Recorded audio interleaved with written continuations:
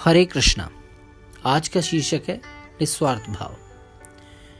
एक समय की बात है, एक देश का राजा जिसका साम्राज्य बहुत बड़ा था, वो देशाटन पे निकलना चाहते थे। उन्हें अपने मंत्री से कहा, मंत्री मैं देशाटन पे जाना चाहता हूँ। मंत्री ने तुरंत जवाब दिया, ठीक है महाराज। उन्होंने पूछा कि महाराज आप क्या भेष बदल के जाएंगे या भेष में जाएंगे या आप राजा के रूप में जाएंगे? तो राजा ने कहा कि इस बार मैं राजा बन के ही जाऊंगा, क्योंकि मैं जानना चाहता हूं कि मेरे देश में, मेरे राज्य में क्या हो रहा है।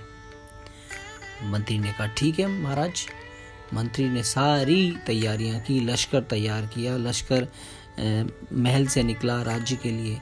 रास्ते में मंत्री की जो नज़र है वो राजा के कपड़ों पे पड़ी। राजा के कपड़ों में से एक जो कुर्ते का बटन था वो टूटा हुआ था। राजा के कान में मंत्री ने कहा, महाराज आपके कुर्ते का बटन टूटा है। आपको शोभा नहीं देता कि एक राजा अपनी प्रजा से मिलने निकले और उनके कुर्ते का बटन टूटा हो। तो महाराज ने कहा, अब मैं क्या कर सकता हूँ? तो मंत्री ने कहा, यहाँ पर एक बहुत ही कुशल दर्जी रहता है, मैं उसको बुलाऊंगा, वो आपके कुर्ते का बटन सी के चला जाएगा और आपको किसी को भी पता नहीं चलेगा। तो महाराज ने कहा ठीक है। सारे सैनिकों ने एक दीवार सी बनाई।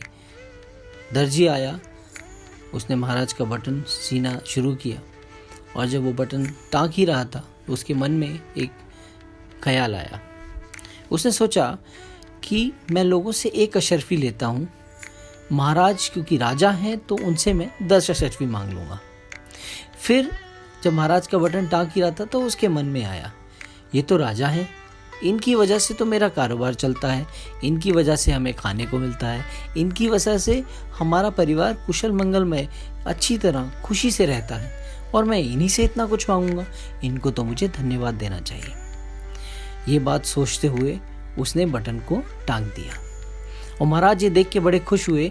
उनको पता ही नहीं चला कि कितना कुशल था, फटाफट उसने सारे काम को कर दिया।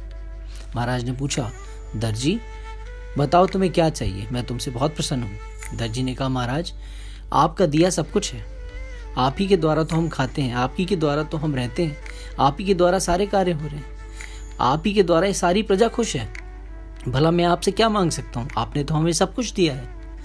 महाराज ने कहा, नहीं मैं तुम्हें कुछ देना चाहता हूँ। महाराज ने कहा, मंत्री इस दर्जी को 10 गांव दे दो। कहानी का निष्कर्ष ये है कि हम छोटी छोटी इच्छाओं को पूरी करने के लिए भगवान से कुछ भी मांग बैठते हैं, मगर क्योंकि भगवान दूरदर्शी हैं, वो हमारा अच्छा और बुरा सब जानते हैं, वो खुश होकर हमें कुछ भी दे सकते हैं। तो भगवान कृपावश हमें जो देता है उसमें हमें संतुष्ट रहना चाहिए। हरे कृष्णा।